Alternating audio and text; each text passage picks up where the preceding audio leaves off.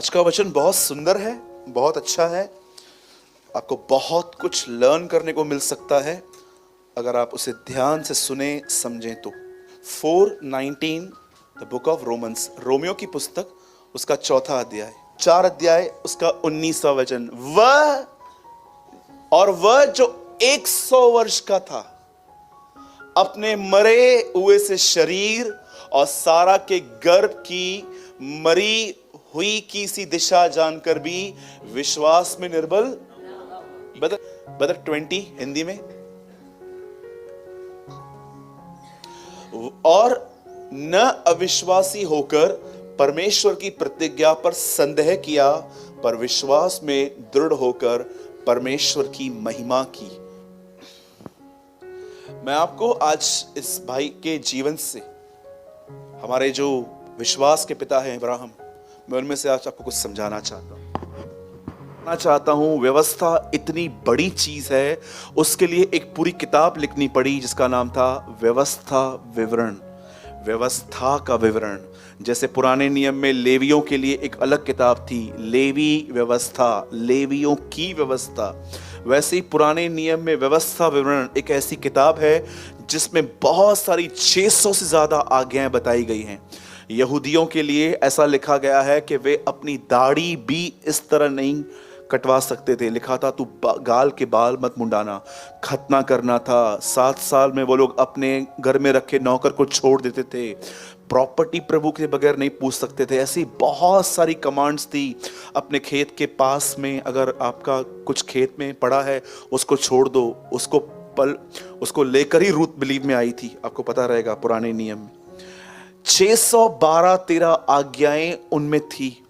मूसा ने पुराने नियम में जिस चीज को सबसे ज्यादा महत्व दिया था वो था व्यवस्था।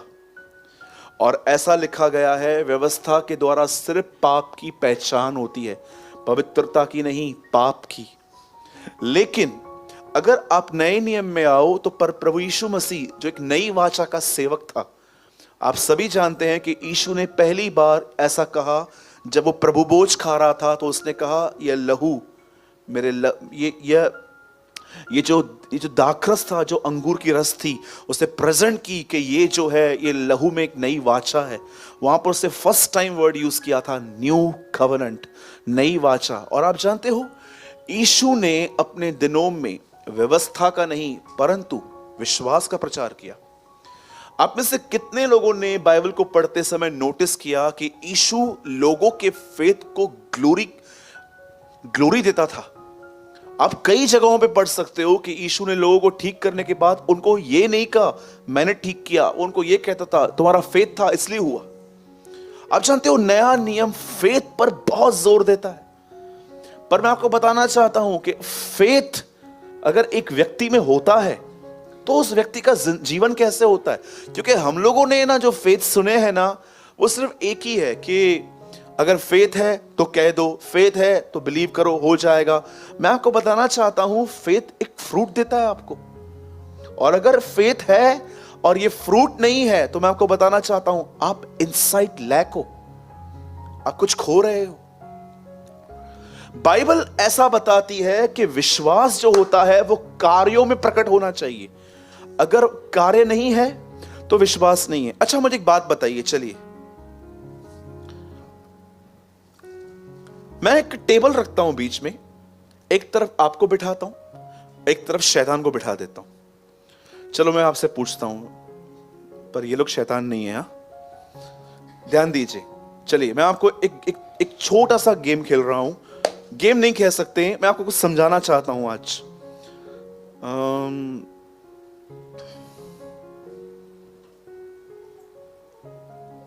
आकाश भाई बैठे हैं यहां पर, सुनिए।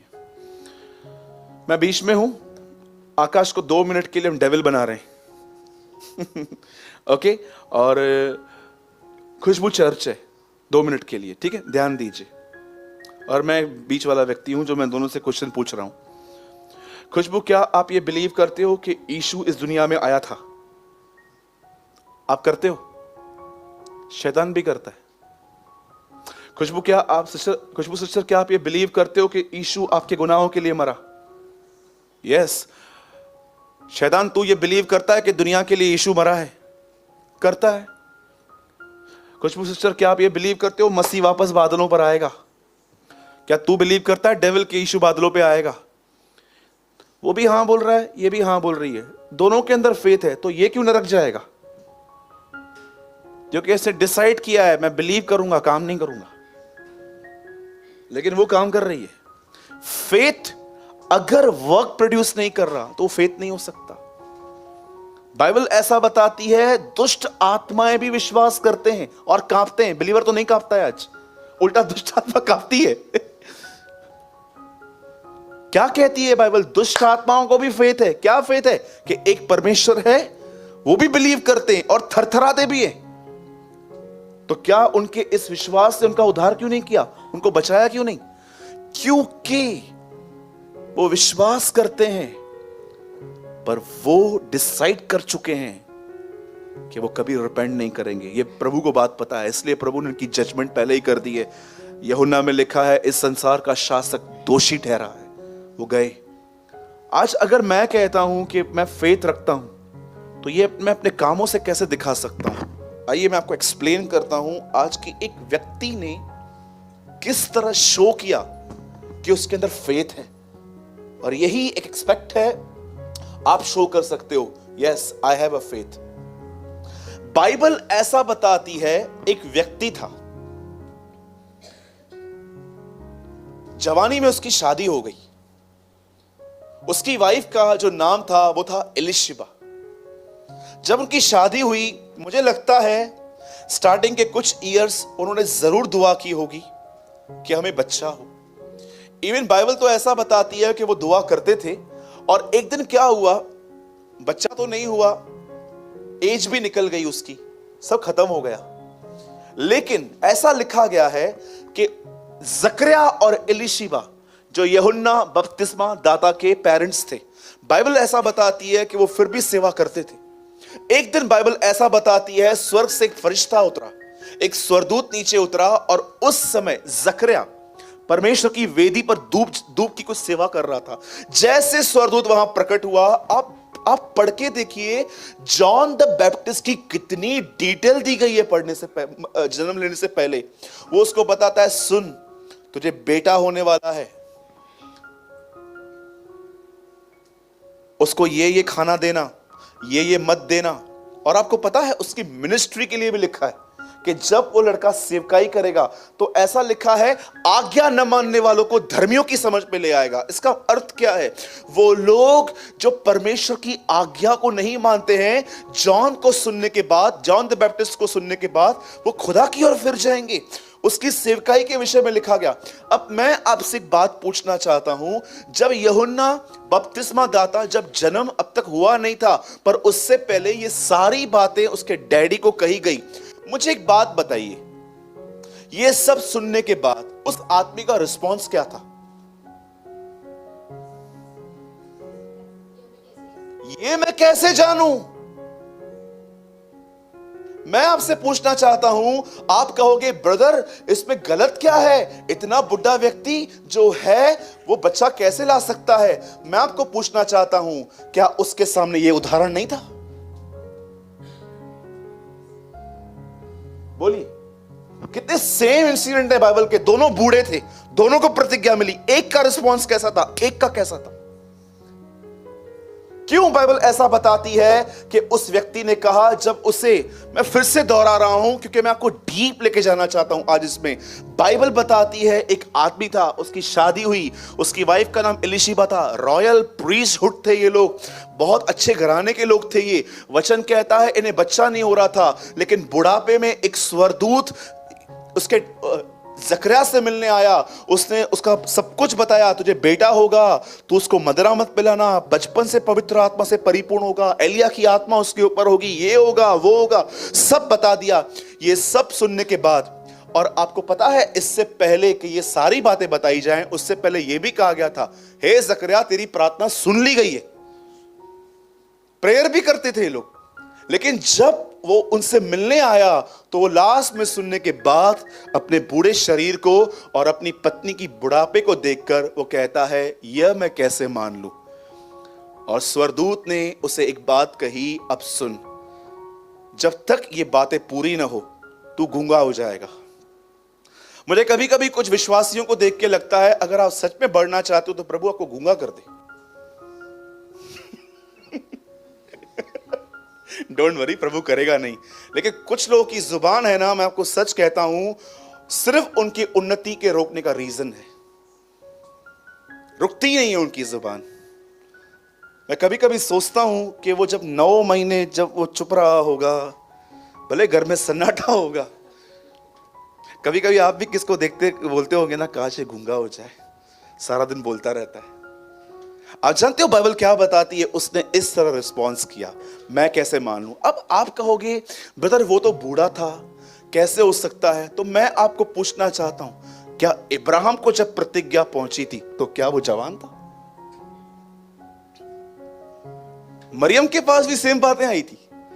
मरियम ने कहा मुझे तेरे वचन के अनुसार हो, वो बिलीव करती थी। अब हुआ क्या मुझे बताइए? उसके बाद उसके स्वर्गदूत ने उसे गूंगा कर दिया। मैं आपसे पूछना चाहता हूं, आइए सब यहां देखिए,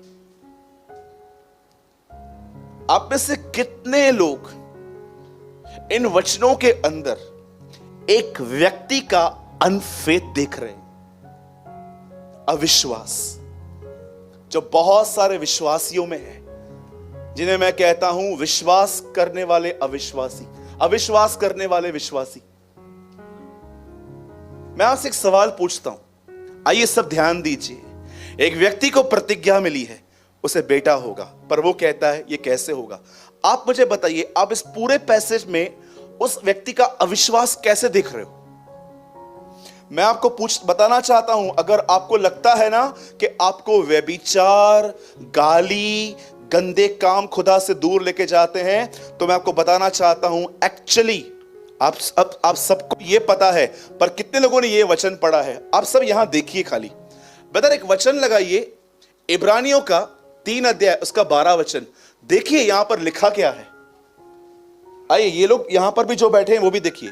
हे भाइयों चौकस रहो कि तुम में ऐसा बुरा और अविश्वासी न मन हो जो तुम्हें जीवित परमेश्वर से दूर ले जाए। आप जानते हो अविश्वास आपको परमेश्वर से दूर ले जाता है। यहां लिखा है हे भाइयों चौकस रहो, तुम में व्यभिचारी, हत्यारा, चुगली मारने वाला मन न हो जो तुम्हें जीवित खुदा से दूर ले जाए। लिखा है अविश्वासी मन न हो। बाइबल बताती है अविश्वास एक आदमी को परमेश्वर से दूर ले जाता है। मैंने बहुत साल तक ये वचन नहीं समझा था। मैं पढ़ता था, मैं बोलता था प्रभु मैं तो सोचता हूं खाली बड़े बड़े पाप मुझे तुझसे दूर लेके जाते, ये कौन सा पाप है? चिंता आपको खुदा से दूर ले जाती है। जानते हो अविश्वासी आदमी कैसे पहचाना जाता है? भले ही आपके ऊपर टैग लगा हुआ है, मैं 9 साल पहले बिलीव में आया हूं, मैं 10 साल पहले बिलीव में आया था, मैंने बपतिस्मा लिया था, सो व्हाट? जानते हो एक व्यक्ति कैसे पहचाना जाता है कि इसके अंदर फेथ नहीं है? मैं आपको बताता हूं। पहली चीज, वो व्यक्ति जिसके अंदर विश्वास नहीं है, जिसके अंदर अविश्वास है, आप उसको विदाउट प्रेयर अपने रास्ते निकालते हुए देखोगे। वो प्रेयर नहीं करते। जानते हो प्रेयर कब करते हैं? जब उनके सारे एफर्ट्स फेल जाते हैं, उसके बाद वो प्रेयर करते हैं। या तो किसको बोल देंगे तू मेरे लिए प्रेयर करना। ये एक अविश्वासी व्यक्ति का साइन है। मैंने कितने लोग देखे हैं, वो स्टार्ट प्रेयर से नहीं करते हैं, वो एंड प्रेयर पे करते हैं। कितनी गलत बात है ये कि आप देखिए, सब यहां देखिए अभी कितने लोग ये बात जानते हैं को जो व्यक्ति ये समझता है कि मैं गिर सकता हूं, जिस आदमी को अगर कोई ऐसा व्यक्ति है, जैसे कि मैं आपको समझाना चाहता हूं, जैसे मुझे वर्ड्स नहीं मिल रहे हैं कि मैं आपको कैसे समझाऊं, कि बहुत सारे जो लोग हैं ना इस चीज को वो ठीक से समझ नहीं पाते हैं। अविश्वास क्या होता है, कैसे वो परमेश्वर से आपको खुदा से दूर ले जाता है। सबसे पहले अविश्वासी व्यक्ति का एक साइन जानते क्या है? आप उन्हें घुटनों पर नहीं, आप उनको हमेशा चलते हुए पाओगे। हमेशा कुछ भी मिलेगा ना, चलना मैं चलता हूं करके देता हूं, चलना मैं करके देता हूं। मैं आपसे पूछना चाहता हूं, क्या आप खड़े रहने से पहले आप अपनी नीज पे आते हैं और प्रभु को यह कहते हैं, प्रभु मैं बुद्धिमान हूं, मैं ताकतवर हूं, मैं इंटेलिजेंट हूं, धन्यवाद कि तूने मुझे दिया है, फिर भी मैं इस पे नहीं, आप पे निर्भर हूं। मैं आपसे पूछना चाहता हूं कि जब यीशु 12 चेलों को चुन रहा था तो उससे पहले क्या किया था? सारी रात उसने प्रार्थना की थी। आप बिलीव कर सकते हो, एक सिद्ध व्यक्ति अपने आप पर नहीं, परमेश्वर की लीड पे डिपेंड था कि तू मुझे बता कि इन 12 में से कौन है। आप सोचिए, ऐसा तो नहीं है कि आप जो हैं एक अविश्वासी मन में चल रहे हैं। आप देखो, हम एक ऐसे व्यक्ति से मिल रहे हैं आज जो व्यक्ति दुआएं करता था पर उसे ईमान नहीं था। इससे बाइबल एक शब्द में कहती है, बक बक। पतरस जेल में था, छूट के आया, नॉकिंग की, दरवाजा खोला, एक लेडी ने बोला कौन? बोला मैं पतरस। अंदर गया, कलीसिया लोला के प्रार्थना कर रही थी और वो लेडी आके कहती है उठो, पतरस आ गया। जानते हो भीड़ क्या कहती है? तू पागल है। कितनी बड़ी बात है, प्रेयर कर रहे थे, फेथ नहीं था। आज बहुत सारे लोग आपको देखो, वो सिर्फ आंसू बहा रहे हैं, प्रभु ये कब आएंगे बिलीव में, प्रभु ये कब होगा, प्रभु ये कब होगा। मैं आपसे पूछना चाहता हूं, क्या आपको लगता है सिर्फ आपके आंसू आपकी प्रार्थना को खुदा तक पहुंचाते हैं? मैंने कई बहनों को देखा है, कई भाइयों को देखा है, आप ट्रस्ट कीजिए, इमोशंस में आके प्रभु के सामने सिर्फ रोते रहते हैं। मैं इसको गलत नहीं कह रहा हूं, आपके अंदर दर्द है, खुदा को बताओ, पर क्या आंसू बहाने के बाद आप ये बिलीव करते हो कि परमेश्वर मेरे जिंदगी में कुछ कर रहा है? ठीक है, दर्द है। यीशु तो जानता भी था कि वो लाजर को जिलाएगा, तो भी रो पड़ा था। वो तो जानता भी था कि मैं जाऊंगा, इसको जिंदा करूंगा, तो भी लिखा है वो रो पड़ा। मैं नहीं कहता हूं कि आपके अंदर फीलिंग है, आप रोइए मत, पर क्या आपको लगता है रोना ही सब कुछ है?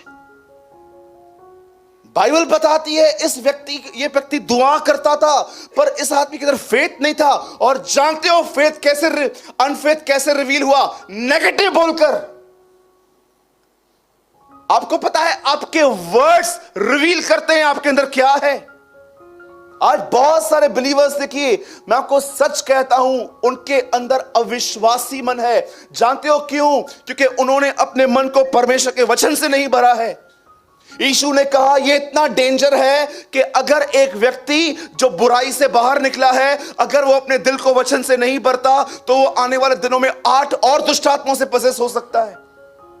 मैंने लोगों को देखा है, उन्होंने मुझे बताया है कि सूरज भाई, हम प्रभु में पहले जब थे हम कम गुनाह करते थे, पर जब हम प्रभु में आए और हमने पाप छोड़ दिया, पर जब हम बैकस्लाइड हुए तो हम ऐसे गुनाह करके आए जो हमने अविश्वासी की दिशा में भी नहीं किए थे। मैं रिसेंटली कुछ लोगों से मिला हूं, उन्होंने मुझे ये बात बताई कि ब्रदर, जब हम प्रभु में नहीं थे तो हम बुराई में थे, जब हम प्रभु में आए हमने पश्चाताप किया, लेकिन जब हम बैकस्लाइड हुए हमने वो सारे काम किए जो हमने अनबिलीवर होने के टाइम पे भी नहीं किए थे। क्यों? क्योंकि 8 दुष्ट आत्माएं आ गई। एक व्यक्ति, बाइबल बताती है, जो याजक था, प्रभु के सामने, मेज के सामने खड़ा रहता था, धूप जलाता था। स्वर्गदूत उसे आके कहता है, सुन, तेरी प्रार्थना सुन ली गई है, तुझे बेटा मिलने वाला है, वो मदिरा कभी ना पिएगा, वो एलिया की आत्मा में चलेगा, उसकी ये सेवकाई है। ये इतनी डिटेल सुनने के बाद जानते हो वो क्या कहता है? मैं कैसे मान लूं, मैं तो बूढ़ा ही हूं। अब जानते हो हुआ क्या? स्वर्गदूत को डिसर्निंग हो गई वहां पर कि अगर इस आदमी ने अपना मुंह बंद नहीं किया तो ये परमेश्वर की योजना को खराब करेगा। जानते हो परमेश्वर इस पृथ्वी पर उसका कितना काम आपके शब्दों पे डिपेंड है। मैं आपको सच कहता हूं, आप घर जाके देखो, आप घर जाओ, आप अपने बच्चे को देखो, अगर वो डिम है, डिस्टर्ब है, आप उससे मिलो और उसके सर पे हाथ रख के कहो, मेरे बेटे, मेरी बेटी, परमेश्वर तेरे साथ है, आज तू जो काम करेगा देखना उसमें तेरे को सफलता मिलेगी। आप अपने बच्चे के अंदर एक एनर्जी देखेंगे। वो ऐसे काम करेगा। लेकिन सोचो, आप घर पे आके ही बोलते हो तू है ही डफर, तू कुछ करता किधर है, बस तेरे को उठना है, नाश्ता खाना है, टीवी के सामने बैठ के तुझे देखना है। मुझे आप एक बात बताओ, अगर आप जो बोलते हो आप वही तो काटोगे।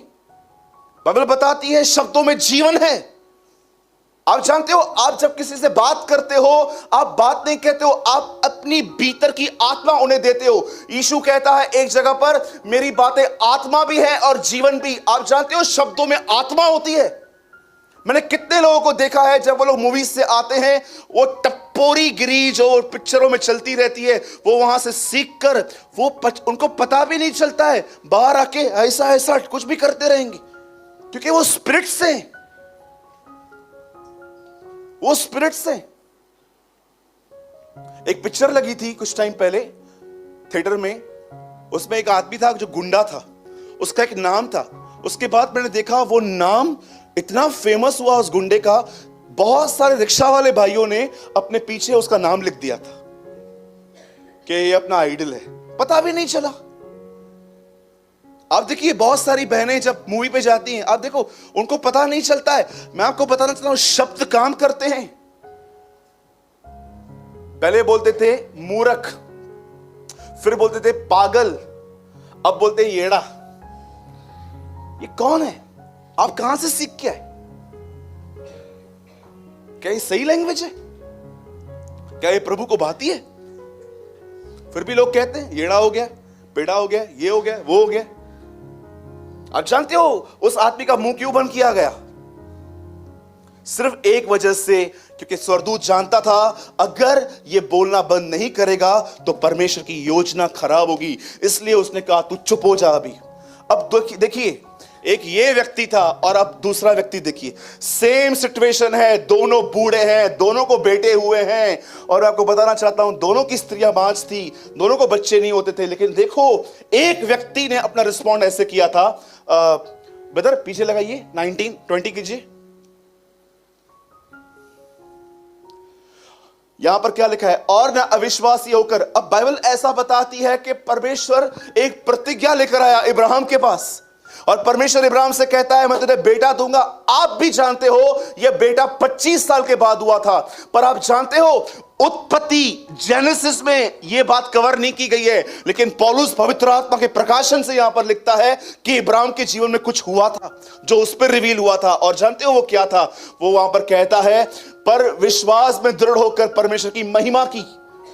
अब आप मुझे बताइए, आप पूरी उत्पत्ति पढ़ लीजिए, 12 अध्याय से लेके 25 या 26 उत्पत्ति में पूरी इब्राहिम की जीवनी हम पढ़ सकते हैं। इब्राहिम कैसे बिलीव में आया, कैसे इब्राहिम ने अपनी पत्नी की बात मानी, कैसे इब्राहिम अबीमेलेक के पास गया, कैसे इब्राहिम झूठ बोलता था, कैसे इब्राहिम ये करता था। पर आपको बताऊं, इब्राहिम के लिए वहां नहीं लिखा गया है, पर रोमियो में लिखा गया है कि एक समय था जब इब्राहिम फेथ में मैच्योर हुआ। और जानते हो पौलुस क्या कहता है? उसने अपना फेथ कैसे दिखाया? परमेश्वर की महिमा की। भैया इंग्लिश में लगाइए ये, जस्ट प्रेज्ड गॉड। उसने अपना फेथ कैसे दिखाया? परमेश्वर की बड़ाई करके।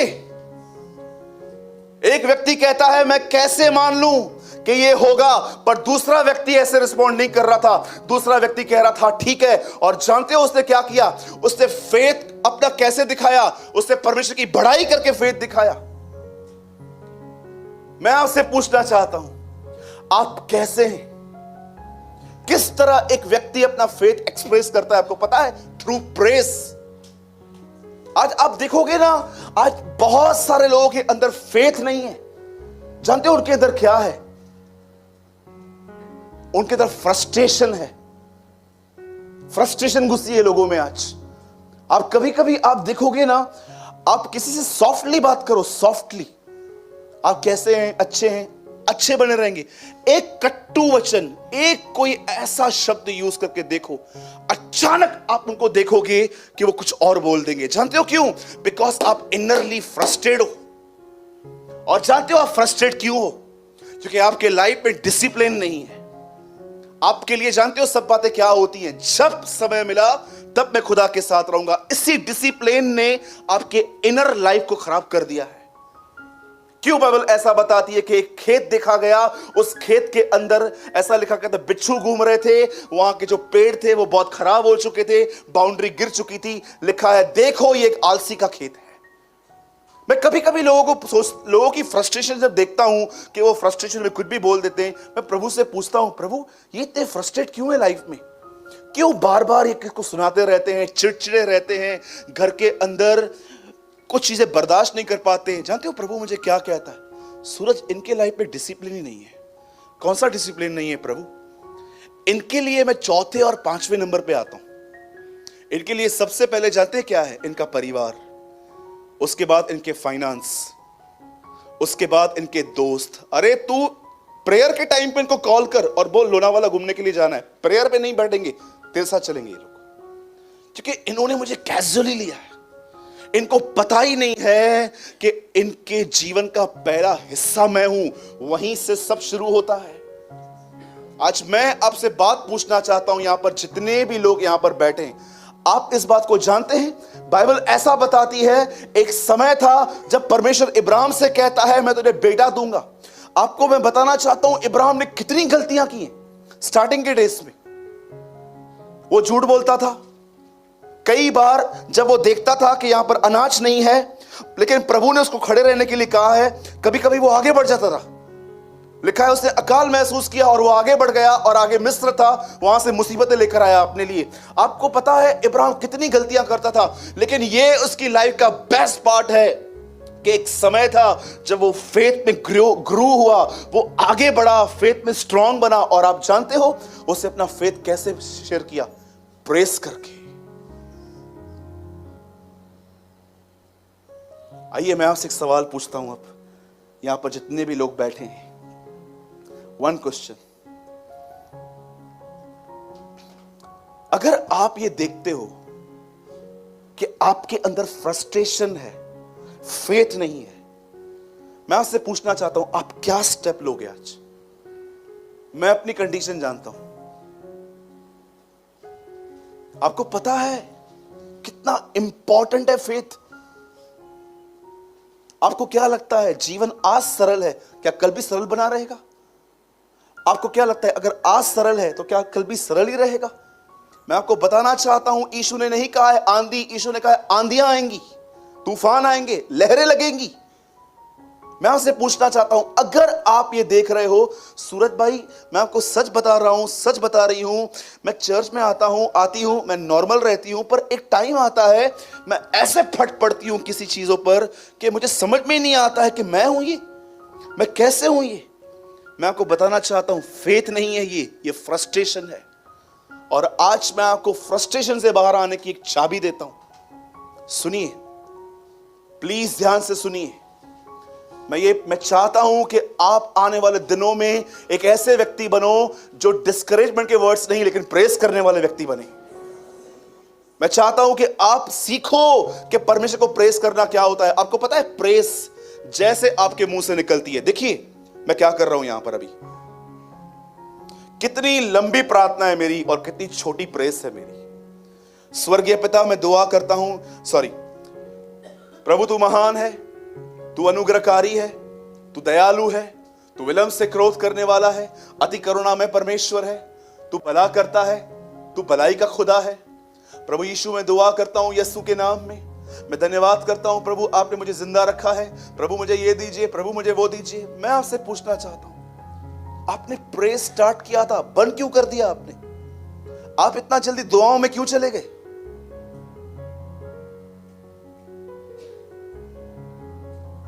प्रे इजी है, प्रेस इजी नहीं है। खुदा है, मैं इसकी पढ़ाई करूंगा। आप जानते हो आपकी प्रेस खुदा को नहीं डेविल को शेक करती है।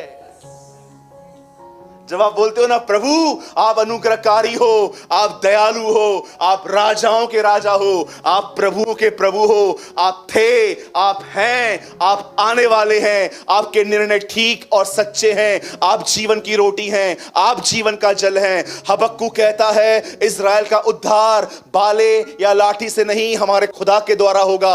मूसा कहता है प्रभु योद्धा है, उसका नाम प्रभु है। मिल्किसेदेक कहता है वह सर्वशक्तिमान आकाश और पृथ्वी का अधिकारी है। यहोशू कहता है तेरा हाथ इतना छोटा नहीं कि तू इज़राइल का उद्धार न कर सके। दाऊद कहता है चाहे मैं सेनाओं से घिरा हुआ रहूं तो भी मैं न डरूंगा क्योंकि तू मेरे साथ रहता है।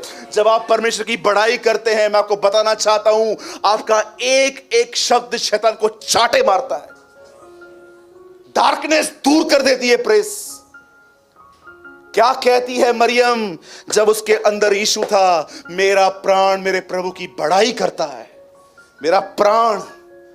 आज लोग दुआ कर लेते हैं प्रभु मेरे को ये दे, मुझे वो दे, मुझे ये दे, मुझे वो दे। रट्टी हुई प्रार्थनाएं हुए। कितनी बहनें यहां पर, कितने भाई हैं जो आज प्रभु को ऐसा घर पे जाके कहेंगे आज मैं कुछ नहीं मांगूंगा, आज मैं सिर्फ तेरे को प्रेज करूंगा।